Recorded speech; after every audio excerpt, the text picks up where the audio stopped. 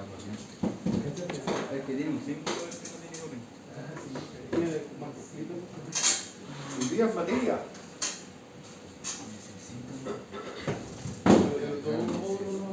Sí.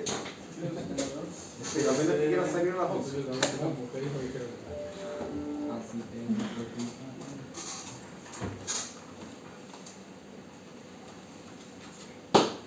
Bien. Hoy día empezamos con criptografía.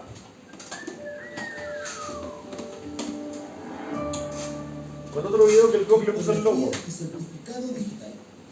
Uno de los primeros cifrados utilizados es el de Z, también conocido como cifrado por desplazamiento, el cual, si bien es simple, en la época era muy efectivo. Al ser por desplazamiento, en el que una letra del texto original es reemplazada por otra letra, que se encuentra un número fijo de posiciones más adelante en el alfabeto, como vemos en la imagen. La criptografía proviene de la palabra griega criptos, que significa oculto, y grafos, que significa escribir. La definición actual es un sistema matemático que altera los datos, con el objetivo de ocultar u ofuscar la información para protegerla de un tercero no autorizado. Con esto se permite resguardar los principios de la seguridad de la información en los datos, como la confidencialidad, autenticación, integridad y no repudio, a través de algoritmos matemáticos. Podemos encontrar dos tipos de cifrado, el simétrico y el asimétrico. El cifrado simétrico es el que utiliza la misma llave para cifrar que para descifrar. También se conoce como cifrado de clave secreta. Algunos algoritmos de cifrado simétrico utilizados en la actualidad son DES, 3DES, RC5, AES, Blowfish y DEA, las cuales varían en la cantidad de bits que utilizan para cifrar. El cifrado asimétrico utiliza una llave para cifrar y otra distinta para descifrar. También se conoce como cifrado de clave pública. Algunos de los algoritmos de cifrado asimétrico utilizados en la actualidad son RCA, el cual genera dos llaves, una pública y otra privada, basado en la teoría de números primos. El proceso de cifrado y descifrado está basado en la fórmula matemática de módulo o residuo, por su irreversibilidad.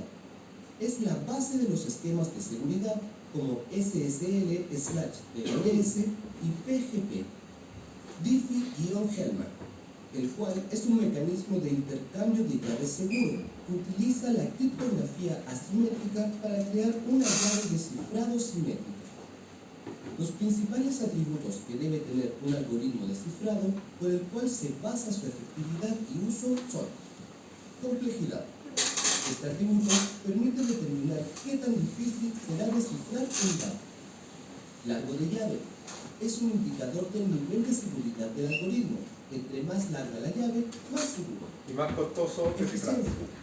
Es la cantidad de datos que puede cifrar por unidad de tiempo. Este atributo es especialmente importante en envíos masivos de información. Funciones unidireccionales hash. También se les conoce como funciones sensibles, pues un pequeño cambio en la data de entrada produce un cambio importante en el resultado, también conocido como digest. Son utilizadas principalmente para validar la integridad de un mensaje. Las funciones hash más utilizadas en la actualidad son MD5 y Falso. SHA. Correcto. La M5 firma está digital vulnerado. consiste en un digest de un mensaje, cifrado con la llave privada del usuario. Este mecanismo tiene por objetivo validar la identidad del emisor del mensaje, además de validar la integridad al utilizar la función hash. Hoy en día tiene múltiples aplicaciones, como validación de autoría de documentos, trámites legales y validación de emisor de correo electrónico. Una de sus propiedades más importantes es el no repudio, dado que está cifrada con la clave privada del usuario. Solo este pudo realizar la firma digital. Los pasos para validar una firma digital son: 1. Se obtiene el digest del mensaje. Mensaje 2. cifrado. El digest es cifrado con la clave privada del usuario que envía el mensaje. 3. El mensaje viaja junto al digest cifrado, firma digital. 4. El receptor descifra la firma digital con la clave pública del usuario. 5. Compara el digest obtenido con el enviado. Si son iguales, valida la firma. Podemos afirmar que los principales beneficios del uso de la criptografía son: autenticación. Permite validar al usuario que se está conectando y al dispositivo remoto. Confidencialidad. Todo el tráfico va cifrado, por lo que es altamente improbable que un usuario no autorizado acceda a la información. Lo repudio.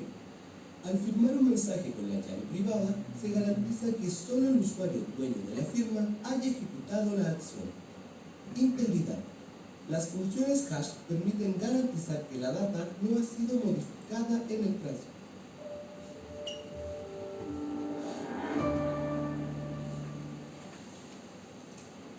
Uno de los problemas que tiene Linux, que siempre ha tenido Linux, es que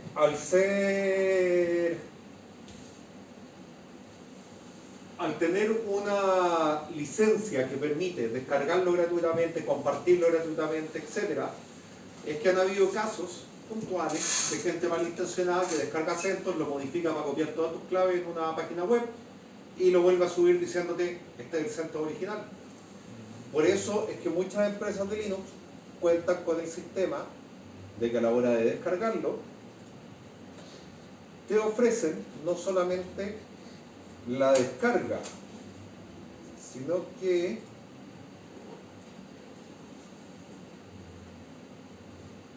tú te metes a un mirror y te dice: aquí está el checksum. El checksum, que lo podemos abrir con el Notepad, te dice la firma de cada archivo. Entonces yo puedo descargar el CentOS, pasarlo por el algoritmo SHA-256 y comparar si el resultado es esto que aparece aquí. Si el resultado es el mismo, es porque el archivo que yo descargué es el que CentOS publicó en su página web como el archivo correcto. También me ayuda a validar si el ISO está malo, porque si el ISO tiene cualquier problema, este resultado va a ser distinto. Entonces es muy normal que vean en páginas web donde les permiten descargar un RPM o les permiten descargar una ISO, que tenga un archivo donde les va a salir la firma de cada uno de estos archivos. Este es el resultado de la operación hash SHA-256, que en el fondo genera aquí lo que serían 256 caracteres. De hecho, creo que son 256, ¿o no? ¿Deberían? ¿Qué columna estoy? No, un poco más corto, son 164. Yo en cualquier Linux puedo generar sistemas de integridad. Yo, por ejemplo, en la empresa tengo implementado, nos pidieron poner un sistema de integridad y la opción era A, sentarnos y aburrirnos en buscar un proveedor que estuviera dispuesto a hacer un sistema que nosotros no íbamos a tener ningún control y adaptarnos al proveedor, o B, hizo un script en Python que lee el archivo, le saca el hash, lo almacena. Cada un minuto comprueba si el hash sigue siendo el del archivo. Si no encajan, lo reporta una base de datos que levanta una alerta. Se cumple. Entonces, hay algoritmos rápidos, muy fáciles para poder hacer hash, como MD5. MD5 te saca un hash así, pero si tú lo quieres utilizar para encriptar data, no te sirve. Los hash, que uno de los que estaban hablando en la presentación, son de tipo unidireccional y de carácter irreversible. ¿Qué significa eso? Que yo no puedo tomar este resultado y sacar la ISO. Lo mismo ocurre con las contraseñas. Yo no almaceno contraseñas de usuario en el sistema porque estoy vulnerando la confidencialidad del usuario al tener su clave guardada. Lo que yo hago es tomar la clave que le ingresa y los sistemas, por lo menos Linux, en lo que es la base de datos PAM, que es la base de datos de usuario que tiene dentro del sistema, entiéndase, el LTC Password, el LTC Shadow y todos esos archivos. Cuando yo instalo Linux, el sistema genera una serie de variables dinámicas que en su conjunto debería ser imposible que dos instalaciones de Linux tengan lo mismo, para empezar. Entonces el sistema se instala y anota el microsegundo en el que se instaló, el nombre del primer usuario que se creó, toma puros datos que deberían ser aleatorios. Esos datos los almacena y cada vez que alguien ingresa una password, toma esos datos secretos, hace una operación matemática y obtiene un resultado. Y lo que almacena es eso. La siguiente vez que el usuario ingresa, vuelve a poner su password, el sistema vuelve a agarrar estas variables de entorno, vuelve a calcular y compara que el resultado sea el mismo. Por ende, la contraseña del usuario nunca se almacenó. Lo que se almacenó es el resultado matemático irreversible de la contraseña procesada por mi propio sistema. Si yo tuviera las contraseñas planas y alguien me roba mi base de datos, vulneré el acceso de todos. ¿Dónde se dan cuenta de sistemas que están mal hechos y tienen la contraseña plana? Por ejemplo, uno de los reclamos que yo tuve contra la Clínica Santa María en su minuto, es cuando tú te equivocabas en la password y ponías recuperar, te la mandaban. Su password es, y anotadita la password. Para poder tenerla, es porque la tienen guardada en texto plano. Los sistemas seguros te dicen crea una nueva porque no tengo idea. Y de repente tú pones la clave y te dicen es que no puedo usar una que ya usó. Entonces, bueno, si no la tienen, no, lo que hicieron fue que la nueva que ingresé la volvieron a calcular, compararon y dijeron es la que ya tienen, pero no la tienen guardada. Esas son operaciones de tipo hatch, son unidireccionales y existen de dos tipos. SHA-256, SHA-512, MD5 te van a entregar el mismo resultado porque no utilizan variables de entorno, sino que lo que utilizan es la data que se ingresó. Como el ISO lo toma, lo procesa matemáticamente y te dice esta es la representación matemática de su ISO. Siempre que ustedes calculen el mismo dato, el resultado va a ser igual. En MD5 pasa eso, en SHA-256 pasa eso, en SHA-512 pasa eso. Y tenemos los algoritmos que utilizan variables alrededor, que es lo que hablan de el uso de llaves asimétricas, llave de algoritmos, el uso de, por ejemplo, el sistema por dentro poder generar una RCA y usar eso para cifrar las contraseñas. Pero tiene la capacidad de cifrar, no de descifrar. Por ende, solamente puede comparar resultados. Y tenemos sistemas de encriptación simétrica o asimétrica. Los más vejetes, ¿ya? No los estoy mirando, no se preocupen. Los más vejetes se tienen que haber acordado de el uso de Wi-Fi a través del protocolo web, con P, web. ¿Ustedes saben qué fue lo que mató web? El mal cifrado. La seguridad. La seguridad y el cifrado. ¿Por qué? Tenían que encontrar un punto de equilibrio, y esa es una cosa súper importante en lo que es criptografía. Si la clave es muy grande, utilizo un cifrado con, por ejemplo, hoy en día se espera que los computadores con la capacidad que tienen cifren a 2048 bits. Pero podríamos, por ejemplo, decir, no, mi sistema muy seguro le voy a poner 16.384. Sí, ese es el binario. 16.384. ¿Qué significa? Que muchos celulares o equipos más complejos van a tener que gastar una gran cantidad de CPU en hacer todos los cálculos matemáticos para descifrar. Entonces dijeron, vamos a hacer un protocolo llamado web, porque obviamente yo paro una antena en modo promiscuo y capturo todo el tráfico que estaba viajando por el aire. Lo que hacía la gente con web era que para que no fuera tan pesado para el equipo y el wifi no fuera mucho más lento que el cable y pudiera competir, le pusieron una regla de máximo 11 caracteres. Así que tú voy a poner una clave 32, da lo mismo, el tipo pescaba los primeros 11. Después cifraban el mensaje con esas 11 y descifraban al otro lado con las mismas 11. Que es lo que empezaron a hacer los software. Capturo 5.000, 6.000, 7.000 paquetes, que eso es prácticamente un tipo viendo un video en YouTube, ya es suficiente para tener esa cantidad de paquetes. Y después un software empezaba a probar, porque lo otro, este tipo no tomaba la clave, tomaba la representación hexadecimal de la clave, lo cual lo hacía aún más fácil de descifrar porque te reduce mucho las combinaciones. Cada posición va del 0 a la F. Cuando si tú ocuparas el teclado completo, tendrías todos los caracteres y todo el universo ASCII. Aquí no, tomaban tu clave y la transformaban en un hexadecimal de 11 caracteres. Y lo que hacía este sistema era empezar a probar combinaciones hexadecimales sobre esos 6.000 paquetes, y cuando lograba leerlos es porque encontró la clave. Es más, los software de desencriptación de esas redes web te entregaban 6 claves, porque 6 claves encajaban perfecto. Muchas veces tú te conectabas ya al router de forma inalámbrica con una password que ni siquiera era la que se dio el usuario, porque era otra que el resultado matemático eran los mismos 11 caracteres hexadecimales. Entonces se empezaron a hackear los Wi-Fi y cualquiera lo podía hacer y era extremadamente normal meterte en el Wi-Fi de alguien más. Después pusieron la encriptación basada en llave y AES, lo que se llama AES de KEEP, creo que es el nombre del protocolo, donde ya se diferencia. Antes lo que hacías tú era conectarte al router y tomabas la clave y la cifrabas con la misma clave y mandabas eso como un hello. Y el tipo usaba la clave que él tenía guardado y si descifraba la clave y veía la clave, entonces podía pasar. Ahora, las redes Wi-Fi utilizan un paquete hello que viaja una sola vez, donde tú mandas la clave encriptada.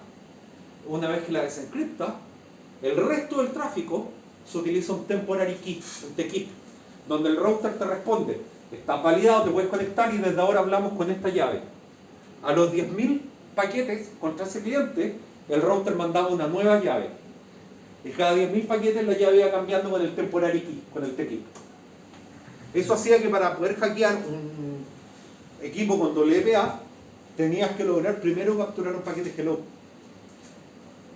Y después tenías que utilizar un diccionario, porque AES sí ocupaba el ASCII completo. Lo cual hace que te pueden hackear, sí. Si es que el gallo logra pescar un paquete hello de alguien conectándose a esa red, y en su diccionario de texto tiene tu clave exacta. Si no, no puede ingresar, lo cual hace mucho más difícil. Y ahí es donde la recomendación para que tu Wi-Fi sea seguro es no utilices QWERTY, no utilices ASDF con 234, no utilices claves que están en todos los diccionarios. ¿Qué? No, dime. Ahí sería como una especie de ataque de fuerza bruta, ¿no? Es fuerza bruta porque no estás utilizando una lógica. Todo lo que no sea utilizar lógica es fuerza bruta. La diferencia es que acá la fuerza bruta no la haces en base a caracteres randómicos como lo hacéis con web, donde probáis distintos hexadecimales hasta que uno le chuntara. Sino que lo que haces acá es probar con una lista que tú tienes en un archivo de texto de palabras y claves para ver si alguna desencripta el paquete hello. Lo cual hace que sea mucho más difícil. Hoy en día cuando lees PA te puedes quedar tranquilo. La posibilidad de que te hackeen es que tu vecino es experto en seguridad. Y si el gallo es experto en seguridad no va a querer utilizar tu red ordinaria hackeable para hacer sus cosas. Después caemos en lo que es la encriptación. Bueno, web sería encriptación simétrica. La clave del Wi-Fi encriptaba el mensaje, el router la desencriptaba con la misma clave. Pero a su vez, la clave viajaba porque el paquete iba cifrado con una clave que si tú probabas suficientes combinaciones, la ibas a encontrar. Si tú tenías el protocolo web para asegurar tu red, la pregunta no era si era hackeable. La pregunta es, ¿cuándo? Había gallos que te decían, no, pero es que yo tengo el secreto. Además lo tengo bloqueado por Mac. Tú agarrás la Mac, editas el adaptador de red, ponés la Mac de él y vamos pasando. Ahora, existe el concepto de encriptación asimétrica. Y ahí es donde entra el juego la llave pública y privada. Lo que más se utiliza, por lo menos en el universo Linux, es RCA. El RCA va a cambiar dependiendo de su largo. Uno puede utilizar RCA de 1024, 2048, 4096, siempre es un 2 elevado a algo. Donde se generan dos llaves. Primero se genera una llave privada, y una operación matemática sobre esa llave privada te genera una llave pública. Sus nombres son bien descriptivos. Lo que tú compartes es tu llave pública. Y la llave cifrada es lo que tú, o sea, la llave privada es la que tú almacenas y que nadie puede tener. Si en algún minuto ustedes sienten que su llave privada se comprometió, o sea, algún tercero tuvo acceso a ella, tienen que reportarlo para que esa llave sea bloqueada de todos los sistemas y se generen nuevas llaves. La idea ahí es, yo cifro con mi llave privada y mi llave pública puede descifrar. O en algunos casos, al revés, yo cifro con mi llave pública y es mi llave privada la que puede descifrar. Y ahí viene el concepto de intercambio de llaves, donde yo cliente le mando al servidor mi llave pública, el servidor me manda su llave pública y encriptamos, y si desencriptamos con la llave pública o privada, de acuerdo si el mensaje va o viene. Pero la llave privada nunca viajó.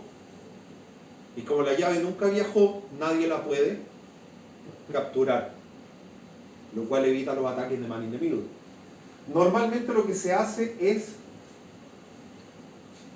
cambia. Por ejemplo, en las páginas web normalmente se encripta con la pública y tú desencriptas con la privada. En el caso de las firmas digitales, tú tomas el mensaje que mandaste y mandas dos archivos. Mandas el mensaje y mandas el resultado del cifrado del archivo. Y el receptor que tiene tu llave pública desencripta la parte encriptada y tiene que ver el mismo mensaje, lo cual asegura que se cifró con la llave privada del emisor. Entonces, en el caso de los certificados que vienen con firma digital, lo que se hace es enviar dos copias. Yo mando la copia transparente y mando la copia cifrada y adicionalmente agrego mi llave pública. Si el tipo descifra el mensaje, por ende valida que el mensaje que le llegó en transparente y el mensaje que le llegó descifrado son iguales, quiere decir que eso se hizo con mi llave privada, asegurando que fui yo. Las llaves privadas hoy en día se registran. Eso también funcionó en el tema de Excel, ¿cierto? Porque hoy día me hicieron un error en la pega de que la firma digital no era O sea, válida y no me dejaba habilitar. No te voy a mentir, no tengo idea. Que me dice como que busqué el error y salía como el tema de las firmas digitales, que no confiaba el dispositivo en el archivo de descargado. Es que puede que el archivo, lo que pasa es que casi todas estas firmas tienen un respaldo. De hecho, cuando tú te conectas a un servidor web, el servidor web te va a entregar su certificado público. Ese certificado público te ayuda a validar quién es él. Normalmente cuando tú miras un archivo SSL, vienen varios componentes. El primero es que viene la llave privada y después viene el certificado que corresponde a esa llave privada y después viene hacia abajo un grupo de certificados que son lo que se llama el validation chain, la cadena de validación. Lo que hace tu browser cuando recibe la comunicación, lo primero es pesca la llave privada que llegó, pesca el certificado y los valida, que hagan match. Y después, con la cadena, el tipo sabe dónde tiene que ir a preguntar si ese certificado está válidamente emitido o no. Y ahí es donde caen Cértigo, Comodo, la gente de Norton, la gente de McAfee, que tienen plataformas de certificación. Y tú le dices, el servidor IP tanto, me entregó el certificado tanto, con esta llave. Y ellos reciben toda esa data y te responden si es válido o no. Eso tu browser lo hace por debajo de la mesa, sin decírtelo. Lo cual lleva a si el certificado aparece en verde o aparece en gris. En ambos casos los certificados son válidos. El certificado verde es de una encriptación superior, normalmente lo tienen las entidades bancarias, pero no todos los sitios web donde ustedes se metan el certificado va a ser verde. El certificado puede ser gris, lo que a ti te importa es que no te lo rechacen, en el fondo es que no sea rojo. Ahora, si yo me meto a mi banco y el certificado no es verde, bueno, para pensar. Si yo me meto a Transbank y el certificado no es verde, es para pensarlo. Pero si usted, por ejemplo, ahora se mete a Cocha, el certificado no sale en verde, sale en gris. Porque lo que a nosotros nos interesa es que la data sea cifrada, no que haya una encriptación bancaria encima. Cuando llega el portal de pago ya cae en otros certificados de otros proveedores y ahí es distinto. Entonces, tenemos distintos tipos de encriptación, pero todas buscan lo mismo. Mantener dos cosas importantes: la confidencialidad y la integridad por sobre todas las cosas.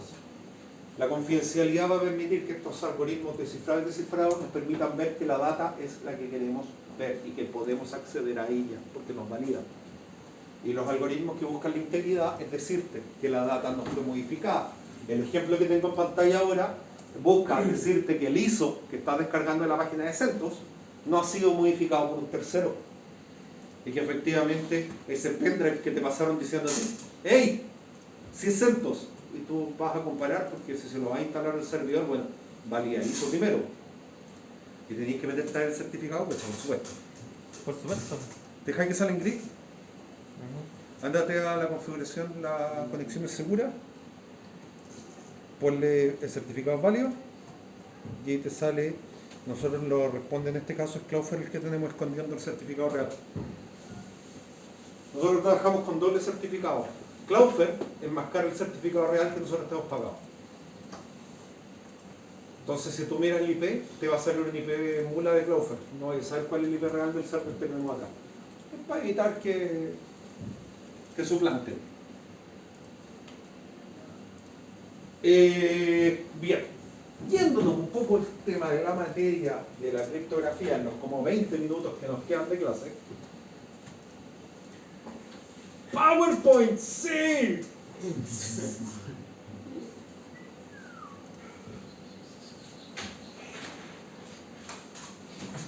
Ya.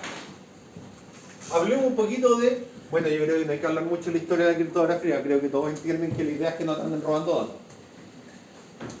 Nace porque, bueno, nómbrenme por favor una sola tecnología que no haya avanzado enormemente por los militares. Una. No sé, la agricultura. Créeme que los Casi países todo. más avanzados en la agricultura hoy en día son los países que están en conflicto, como por ejemplo Israel. Israel ha generado galpones subterráneos para cultivar lechuga. En un galpón generan el equivalente a no sé cuántas hectáreas de campo. Así que créeme que puede que no haya nacido militarmente la agricultura, pero definitivamente la evolución ha sido militar. Ni hablar los aviones, también. Hermano Wright con su avión, plagiando a Da Vinci, que nunca logró volar algo, pero lo intentó. Pero los aviones de reacción, la Alemania nazi. El poder viajar en menos de no sé cuántas horas. Microondas lo hicieron para el espacio. Las latas se hicieron para el espacio. Y la carrera era una carrera militar porque él llegaba primero a la luna. Nunca lograron entender eso. Los rusos pusieron el primer ser vivo, el primer humano, dieron la primera vuelta al planeta, lanzaron el primer satélite, hicieron el primer espionaje espacial, pero los gringos llegaron a la luna, así que ganaron. No. Y la raya para la suma no le da a los gringos en ese caso. Pero bueno. Y todavía se discute si fue o no fue muy largo. Ok. Díganme que esto es criptografía. De todas maneras. En el fondo, es el concepto de criptograma. Utilizar imágenes que tenían algún sentido. Para ellos. Después empezaron a hacer el cambio, lo más antiguo, el reemplazo de letras. ¿Se acuerdan de la máquina Enigma? Me suena, Sí, ¿Suena? película. Los alemanes necesitaban una forma de comunicarse, y como en ese minuto las comunicaciones inalámbricas cualquiera las podía agarrar si tenía la frecuencia correcta, necesitaban encontrar una forma de poder mandar mensajes dentro de los unidades militares que no se pudiera saber. Y ahí lo que hicieron fue el concepto de la máquina Enigma. Lo que hacía la máquina Enigma es, tenía unos engranajes que cambiaban de posición todos los días. Lo que hacían estos engranajes era cambiar y reemplazar la letra. O sea, si tú escribías una A, podía ser una F. Escribían el mensaje con eso, y lo que ellos se preocupaban era de tener un calendario claro, donde todas las unidades supieran cuál era la combinación de engranajes del día. Entonces, todas las mañanas todos ponían los mismos engranajes, llegaba el mensaje, el tipo que recibía el mensaje lo escribía en modo de cifrar, que era, escribía el mensaje cifrado y la máquina le imprimía el mensaje claro. Pero eran máquinas de escribir, que lo único que hacían era tener 3 engranajes para cambiar la posición de lo que se escribía. La forma en la que se descifró, porque más encima los alemanes tenían la política de destruirlas con explosivos cada vez que caía una fortificación para evitar que tuvieran las máquinas. De hecho, ya avanzados 5 o 6 años de guerra, creo que los aliados habían logrado obtener 2. Y aún así no lograron descifrarlo, hasta que se dieron cuenta de un pequeño error que mandaban los alemanes. Todas las mañanas mandaban el clima de Berlín, la primera comunicación del día. Entonces lograron empezar a decir cómo transformo esta basura, en el clima de hoy. Y por ahí empezaron. Pero es un sistema bastante arcaico, es reemplazar letras con otras letras. Si nos ponemos todos de acuerdo que desde ahora la A va a ser la F, la B va a ser la J, la C va a ser, y así hacemos todo el abecedario, y ustedes escriben con eso, las posibilidades que alguien fuera de esta sala logre entender lo que estamos escribiendo es muy difícil. Basta con que tenga un patrón de letras que más o menos le haga sentido, y a lo mejor logra obtener un mensaje de ahí. Errores que uno puede cometer: no reemplazar el espacio por un carácter. Porque al final yo empiezo a cachar que todos estos se repiten, son espacios. Hay distintas herramientas, si se fijan, desde el 4500 a.C. hasta el 100 a.C., que son mensajes que se utilizaban cifrados de esta forma.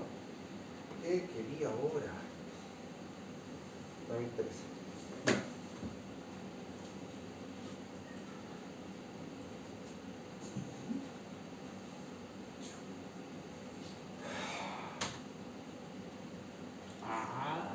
Será jugador Es que son un montón de sistemas de criptografía que ustedes pueden ver con calma. Conceptos de criptografía.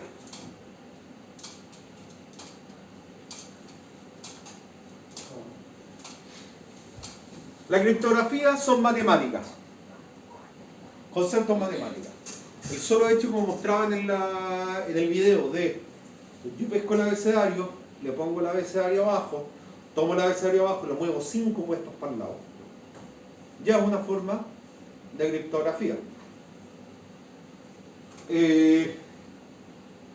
Hay plata aquí. Si ustedes logran dar con un algoritmo nuevo que les permita cifrar mensajes y que sea altamente indescifrable, hay un montón de unidades gubernamentales que apostarían por tener acceso a lo que ustedes quieren. No sé si se acuerdan que antiguamente existía un software que se usaba para encriptar los pendrives, que además era portable. Entonces lo que hacía era que tú en el pendrive tenías el software y un archivo del tamaño del pendrive, y tú podías abrir ese archivo como si fuera un pendrive con el software. Ese software muere cuando la CIA lo descifró, y con eso ya se pierde. Entonces salió la versión 2, que el cifrado se hace con el movimiento aleatorio del mouse. Para descifrarlo tienes que calzar perfectamente cómo este usuario movió el mouse. Y créanme que uno lo que hacía era esto, así que ni uno sabía. Y tenemos dos áreas, criptografía y criptoanálisis. Dos áreas importantes que se dan dentro de este mundo.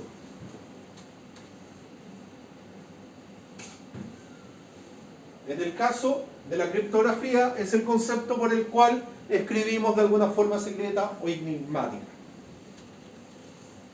La idea es utilizar distintos métodos o técnicas con la idea de ocultar un mensaje. Y esto puede que no sea incluso muy matemático, sino que nos ponemos de acuerdo. Uno de repente, no sé, uno cabro chico de repente escribían estos pseudolenguajes inventados que iban a reemplazar palabras por otras. Hoy en día hay varios ejemplos que se me ocurren de gente que habla así, pero no lo puedo decir, políticamente incorrecto. Pero vamos a llegar a un acuerdo donde todas las U van a ser X. Es una forma rara.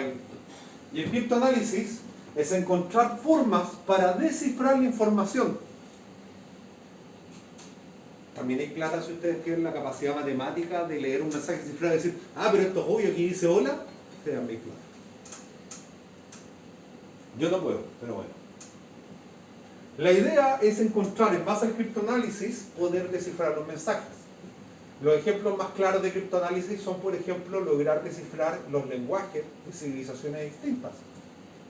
Lograr pararse en una pirámide y poder leer como si estuvieras leyendo español, toda la pared está con mensajes, cuando claramente sale un pájaro golpeando a un árbol, y darle un sentido que eso tenga un sentido histórico. Es una forma de criptoanálisis, es la reversa. Por ende, la criptografía es cifrar, el criptoanálisis sería lograr entender el cifrado y descubrirlo.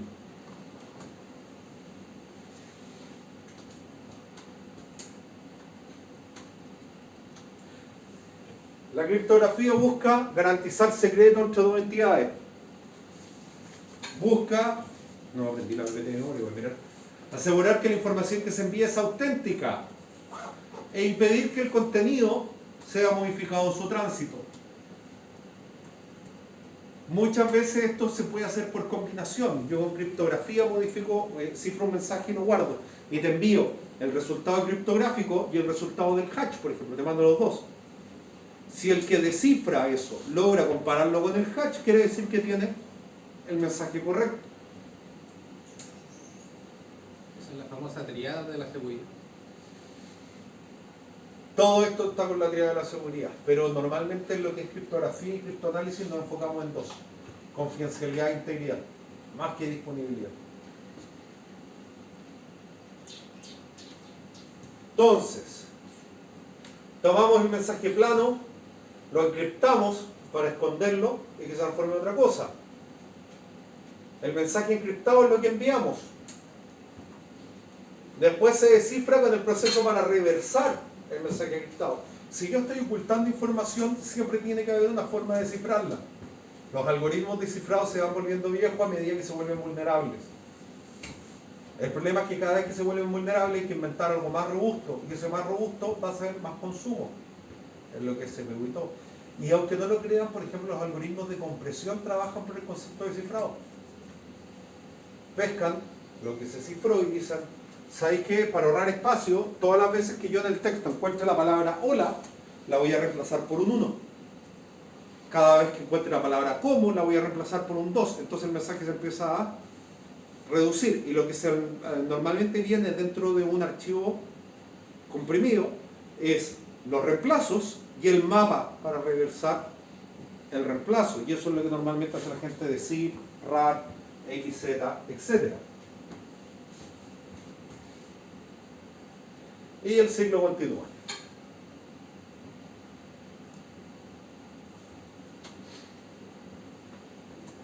Bueno, esto ya es más claro, voy pasando así, porque yo creo que ya la BBT va como en la quinta parte y me recalca lo mismo. Yo creo que ya entendieron, ¿no? Qué jaja.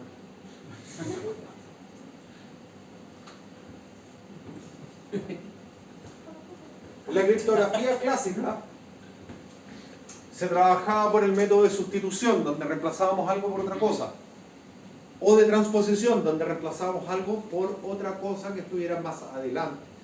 Hay mensajes cifrados que se podían descifrar con la primera letra o la letra en mayúsculas dentro del mensaje y todas esas cosas que normalmente hemos visto en películas y que parece chistoso, pero si ustedes se van 500 años, 600 años en el pasado, las posibilidades de que alguien con el nivel de educación y de estudios que existían en la época pudiera pescar un mensaje de texto escrito con un cierto nivel de código y pudiera traducirlo, era muy difícil.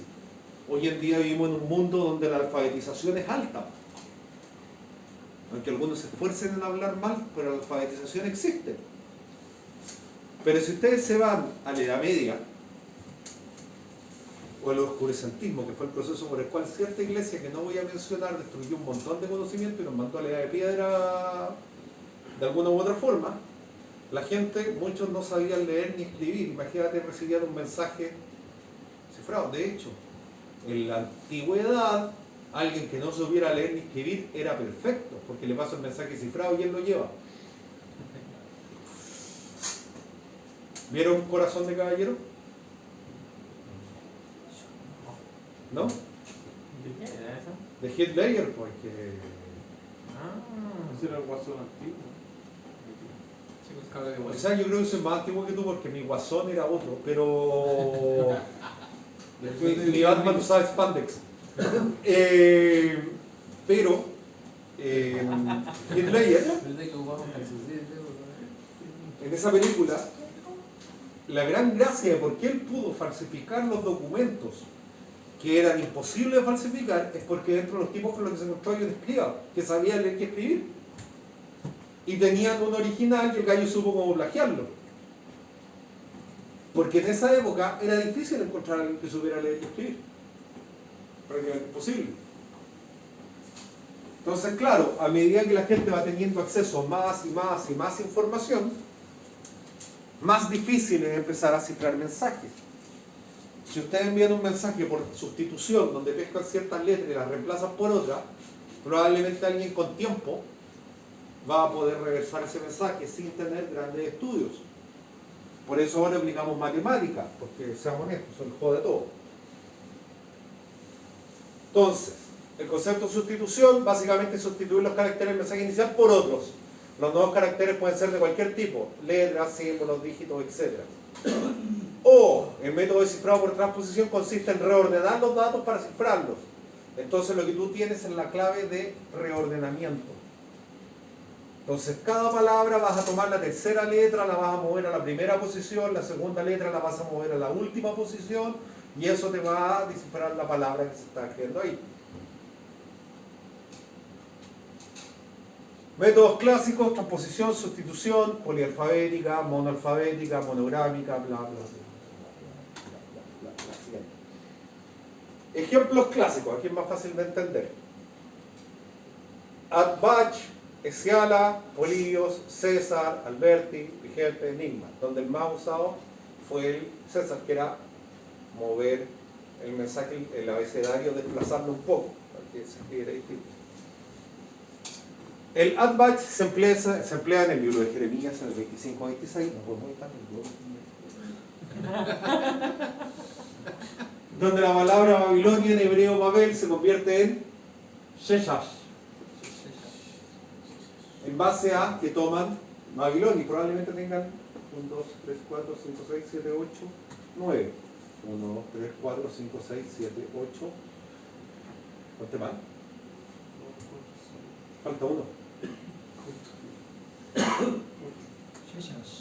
No, era Babel. ¿Babel? Babel se convierte en... Babel se convierte en Sheshash. De alguna forma mística, ni yo puedo descifrar esta cuestión a esta altura. Pero es tarde.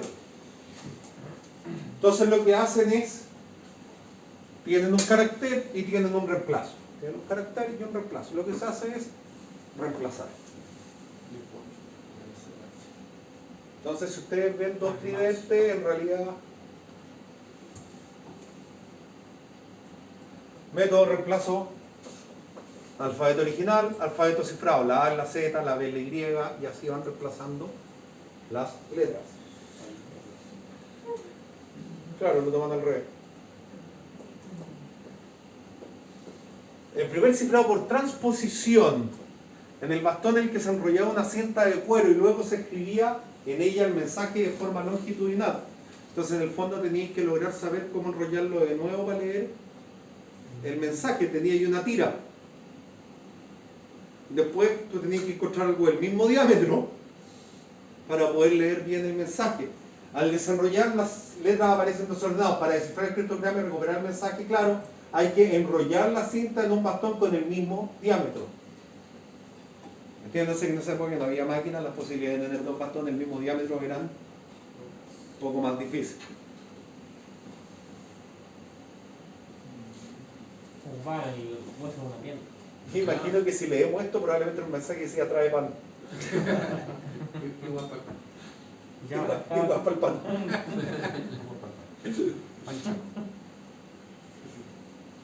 El Polibios. Primer cifrado por sustitución duplica el tamaño del texto plano, por lo que no es tan eficiente. O sea, cuando el mensaje cifrado es del doble del tamaño que el mensaje original. ¿Qué es lo que hace? Toma la Q y la reemplaza por da. Entonces, claro, uno tiene que tener acceso a esto. Entonces, qué buena idea sería da, de, a, e. Estas tres son ¿qué? ¿Cómo hablar? Como da, de, dae, ab, de, ae, se, ab, como hablar con alguien. ¿Se acuerdan de la versión? La niña esta que hablaba con los extraterrestres? Ahora sabemos cómo lo hacía. Sistema César, por sustitución monoalfabético, donde tomaban el abecedario y lo cambiaban por otro. En este caso se movieron 3 caracteres para el lado, entonces en realidad el abecedario parte acá y termina con ABC. No lo usen para copiar las pruebas. Entonces, firma la paz al César lo que es del César.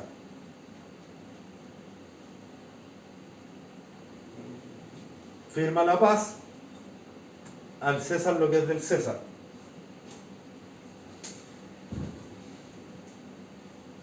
Ahora entiendo los correos de tantas personas. Método Alberti. Fíjense que aquí ya tenemos un tipo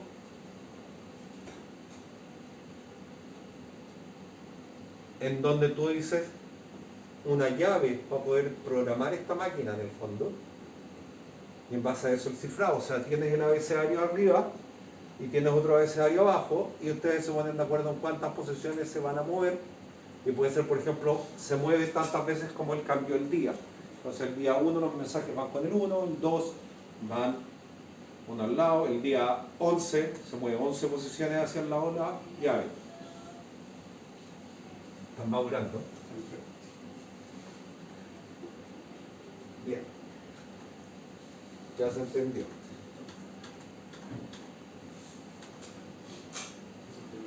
Y ese es el resumen, ¿vieron? Resumen. Está cifrado.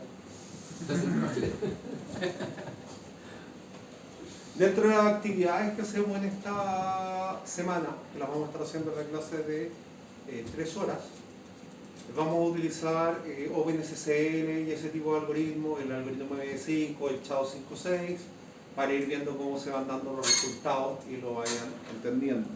Acuérdense que este ramo en esta parte se vuelve mucho más teórico y prácticamente lo práctico es lo que ya hicimos, de utilizar el análisis de vulnerabilidades. Me gusta, eso sí, que este ramo tenga un gran componente teórico, porque es bueno que estos conceptos los tengan. ¿Ya? Incluso yo sé de varios correos que ahora puedo leer de los que me mandan en la oficina gracias a entender la criptografía clásica. Hoy ya sé que el gallo en realidad no estaba hablando en un lenguaje desaparecido, sino que en realidad cambió la...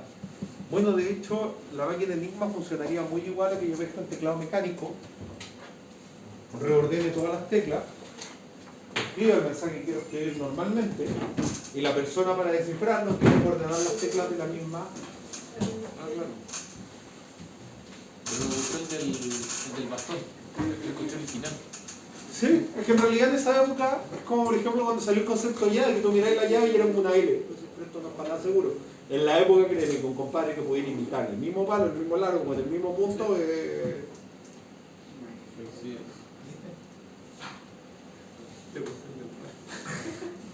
¿Qué? ¿Qué estás diciendo, Mario, verdad? ¿Te has fijado que ves que fue Alvarado vende a alguien? ¿Ah? Judas. Sí, sí, de acuerdo. Como Adrián de la última. Ese nombre está prohibido en esta. Somos católicos. Se va a quemar la... Alarcón, Presente. Alvarado y Alvarado.